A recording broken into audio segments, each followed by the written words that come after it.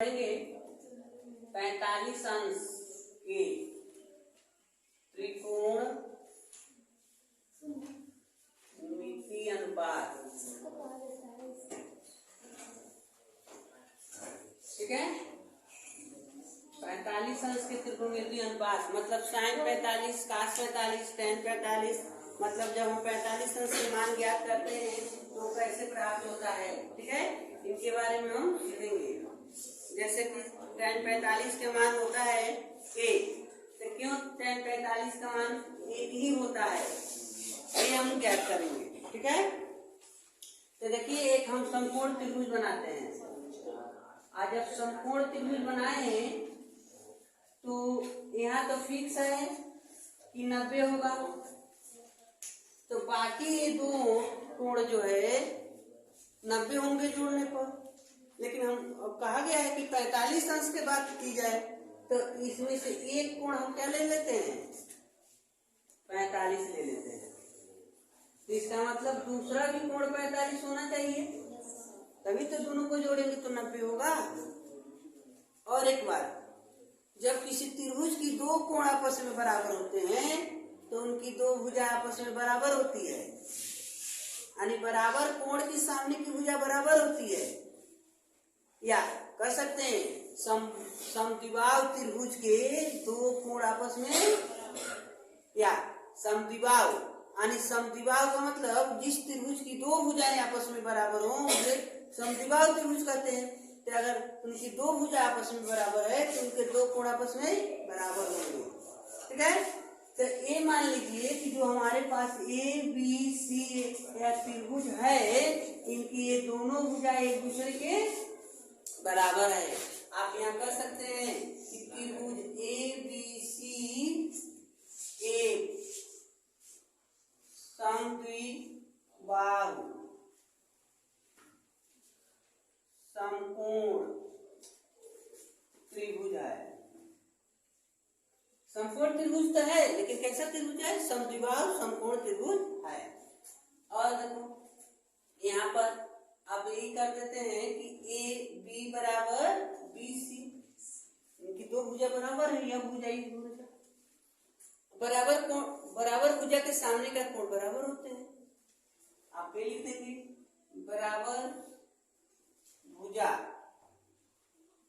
के सामने का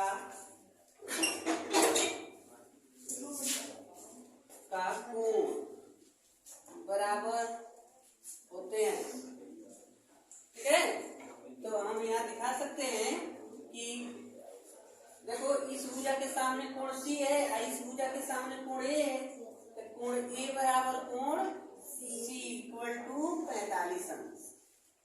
ठीक है, लेकिन हमको ये पाना है कि साइन 45 अंश का मान कितना होगा, cos 45 का मान कितना होगा, ये सब हमको ज्ञात करना है। ठीक है, तो सपोज करो कि अगर ये दोनों बराबर है तो ये दोनों का मान एक हो सकता है, दोनों आपस में बराबर ना है, तो दोनों का मान क्या होगा, एक होगा। तो कण कितना होगा इसका भुजा जो कण है वो कितना होगा, ये हमको पता करना है। अगर आपको डाउट है तो 1 क्यों लिख दिए, तो 1 नहीं लिखना चाहते हैं तो कोई दूसरा नंबर लिख सकते हैं, जैसे कि स्मॉल ए लिख सकते हैं, ऐसे लिख दीजिए।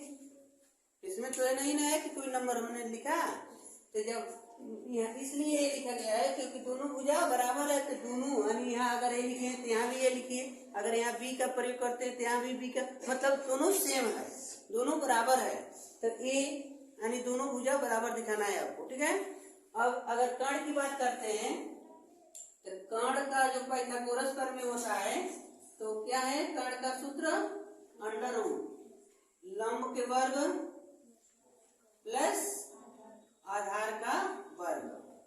तो बताओ कर्ण इक्वल टू अंडर रूट लंब एक और कर्ण भी है, यानी ए स्क्वायर प्लस ए स्क्वायर, मान लो यह भी है वो भी है, तो दोनों रख के वर्ग करेंगे तो अंडर रूट क्या हो गया, 2a स्क्वायर।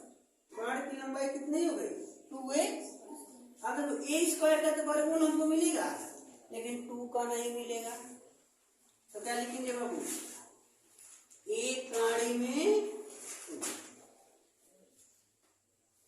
मिल गया। मतलब 2 का वर्गमूल नहीं निकाल सकते तो उसको काड़ी में रहने दिए, और ए स्क्वायर है तो उसको बाहर ए नोट कर लिया गया। इससे ही पता चल गया कि जो हमारा काड़ है काड़ी में 2a है। ठीक है, अब चलो त्रिकोणमितीय अनुपात पता करते हैं। यहाँ नोट करते हैं। ये बताओ साइन, अब आपकी मर्जी, मन करे तो कोणिया लीजिए, कोणिया लीजिए, मान में कोई परिवर्तन नहीं है क्योंकि दोनों 45 ही है, बराबर है। अगर इसको लंब मानेंगे चाहे इसको लंब मानेंगे, दोनों बराबर है। ठीक है, तो अब कोण ए इक्वल टू लेते हैं, सूत्र है L/K, साइन थीटा का सूत्र होता है लंब बट्टे। तो ए की जगह पर हम 45 लिखेंगे क्योंकि हमारा कोण कितना दिया गया है, और लंब कितना है ए, काड़ी कितना है ए, काड़ी में 2, ए से ए कट गया। अब बताओ साइन 45 अंश के मान कितना मिल गया, 1 काड़ी में 2। अगर साड़ी में किताब में देखेंगे ना तो साइन 45 का मान 1 काड़ी में 2 आपको मिल जाएगा।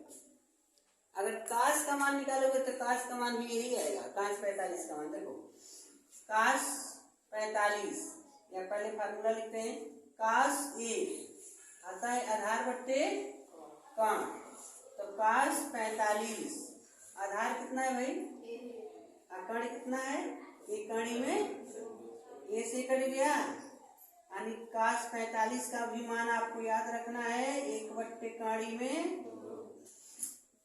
2।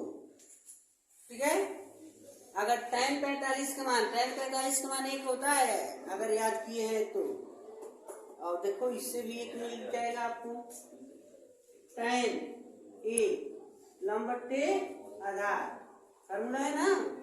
तो tan 45 लंब कितना है भाई, आधार कितना है, दोनों कट के 1 हो गया, तो tan 45 के मान 1।